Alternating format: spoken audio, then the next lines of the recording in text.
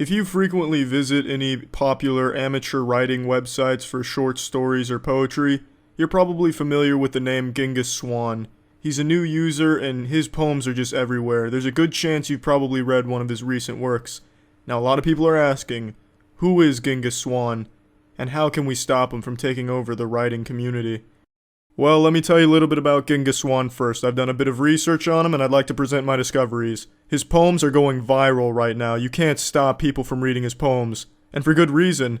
All of his poems can be considered modern masterpieces. He's created 4 as of now, and the public are demanding more. But will he provide more? That's up to the Swan himself. I've also stumbled upon a short story, written by him, makes Ernest Hemingway look like an amateur. I also found a picture of one of his accounts. Look at his stats. Is he the most popular writer of our time? I'll let you be the judge of that. But he doesn't just write the shit. He gives advice to up-and-coming writers as well. He tries to help out the community. He contributes. Look at this. Look at this review. Look at that. That is good advice.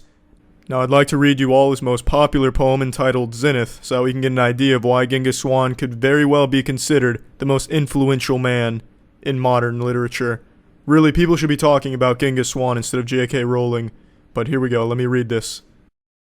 An ethereal goddess lays down upon this silk. I put my mouth on those titties to get a drink of her milk. She loves it, moans, and lets out a shout. I move to her ass cheeks and see some shit poking out. My lips attached to her shit-crusted anus. This type of move could make a porn actor famous. With my mouth on her rectum and tongue in the crevice, she hits me with a fart, but I don't regret this. Minutes fly by as I chew on the hole. She shit herself twice, but I've shoveled that coal. She lifts up my head with her hand under my chin. I no longer see ass. I see her sweet face again. As I approach her big, luscious lips, I get excited and some piss drips. As our lips collide and the stars burst, she whispers she's wet. It's time to quench my thirst. I go to the vagina with the utmost haste. My dick is rock hard, and her vagina needs a taste. Slowly, carefully, I put my penis in her. Her ass was an appetizer. Now this is her dinner. She clenches the pillow that lays behind her head. Her vagina was hungry. I made sure it was fed. Back and forth like waves crashing upon a shore. I'm thrusting my hips. She begins moaning some more. My dick connects us like a sign to a road. Time is flying by. I'm about to blow my load. I'm humping and thrusting at such a fast pace. Oh, here it comes. I pull out, blast my semen in her face. She took all of my sperm, a quantity hard to fathom. To my surprise, she enjoyed it and continued to orgasm. She moaned and bounced up and down on the sheets.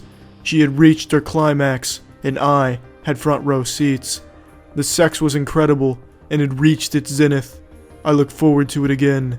I'm in love with Gwyneth. That is true art. That right there is why Genghis Swan is a literary mastermind, Genghis Swan.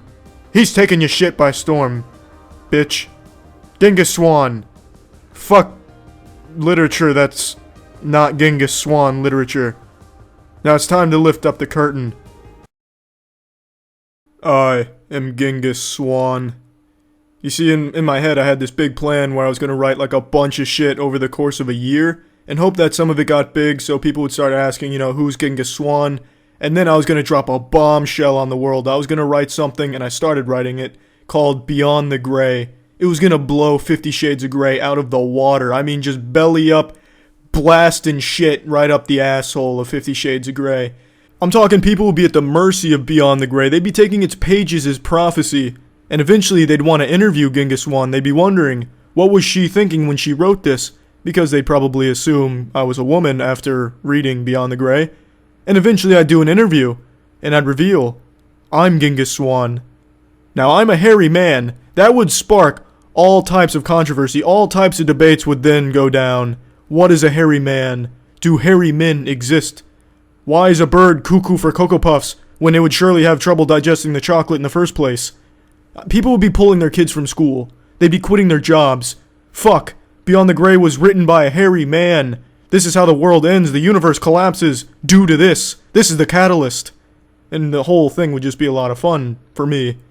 Because, you know, no one would have expected Beyond the Grey to be written by me, a hairy man. But I got bored of writing Beyond the Grey, so I'm not going to finish it. And I don't really feel like writing any more poems or short stories, so the 5 I've written is probably going to be all I write is Genghis Swan. I just got inspired after reading that short story about all those people fucking on a public trail, and I wanted to contribute to the writing community. So I wrote 5 poems and short story, well, 4 poems and 1 short story, so 5 pieces of shit, and you're all welcome to read them. And if you see anything else posted by Genghis Swan that's not one of these 5 shits, it wasn't written by me. So, I know most of you think this is extremely stupid, and it most certainly is stupid, but it was a lot of fun for me to do over the last month, so yeah, that's it. See ya.